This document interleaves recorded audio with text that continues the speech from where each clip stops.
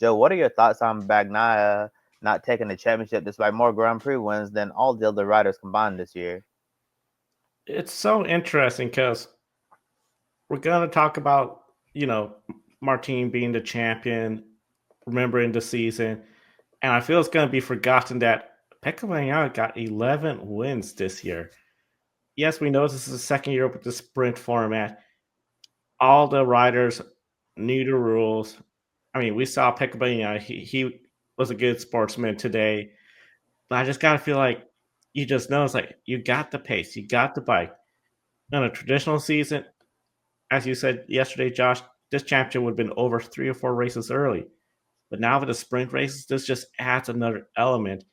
And I guess now it's sort of a debate for MotoGP. Do they want something like this to happen again, where the rider more wins than all the other riders combined this year doesn't get the championship, or do you want something like this to ensure you have a championship battle in the last race? Because I will be honest, having a championship battle at the end of the season is always something that gets people excited. But is it something where it comes at this expense? I just don't know. It's something where it's a dubious record for Pecco Bagnaia to have. You got 11 wins, but nobody's going to remember that. They're going to remember Jorge Martin's first championship. Yeah, I'll back up on that actually, because did anyone else feel that it didn't feel like a title decider today? It didn't feel that energy and that spark because nobody was actually challenging for the championship. Bagnaia was doing all he could do, and Martin was happy and safe enough with a third place. So neither of them needed to really push, and they all knew it was sort of done. It was only Mark giving us a brilliant example. Just to circle back to that first question that Kobe, you mentioned the three things for me that stand out for Jorge Martin this year. One, his move in Buriram on the inside of Pecco. That was superb championship maneuver. Two, the battle he had in Malaysia with him and Bagnaia for the opening 4 laps. Even though he didn't come out on top in that one, it still showed that he was determined to race and he can race. And three, when he crossed that line, the emotion just flooded out and he was in tears on the exit as well. So that's my 3 moments from him. Definitely, I think a deserving champion. But I think Martin's been the most improved rider between the two of them.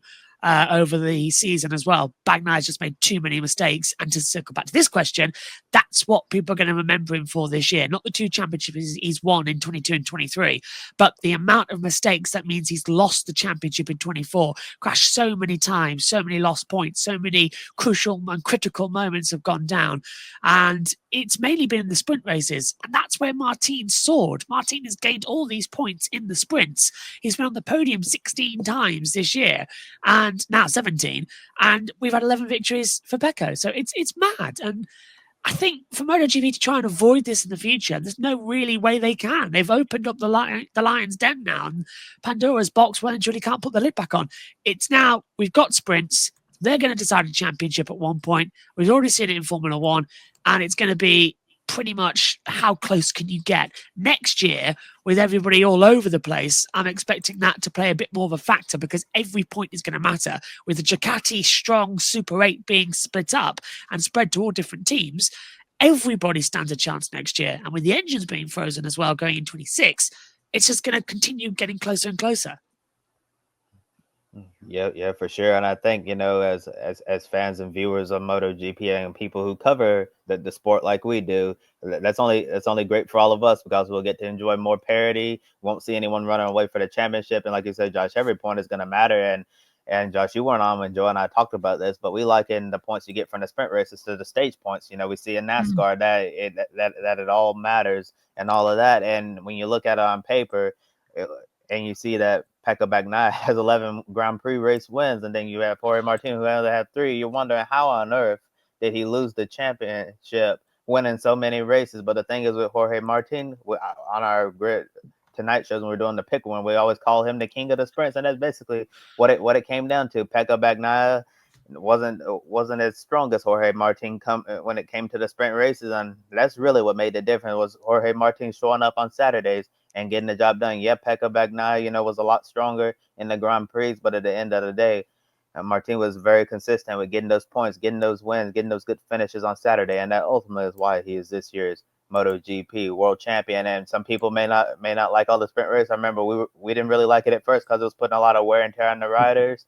But now it seems like, people are like, it is what it is now, and this is the system that they have, and people may not be happy that an 11-time race winner this year end up losing the championship to someone who only won 3 times, but Jorge Martin played the system, to his advantage, and more power to him on this. Was there anything you wanted to add, Josh?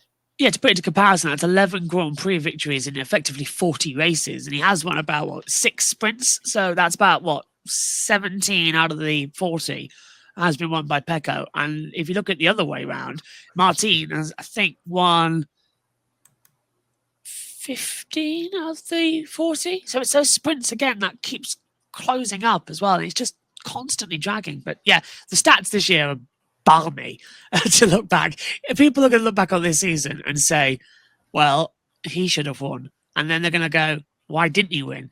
And then they're going to rewatch it. And then they'll go, oh, that's why he didn't win it. And that's the legacy that Pecco's going to leave behind at the moment. Not as a 2-time world champion, but as the man who threw it away too many times and was not consistent enough. And that's not a legacy, because Pecco is a good rider.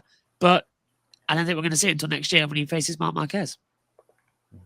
Yeah, for sure. Highly anticipated driver lineup at the Ducati factory team next year. Really excited to see Bagnaia go up against Marc Marquez in 2025.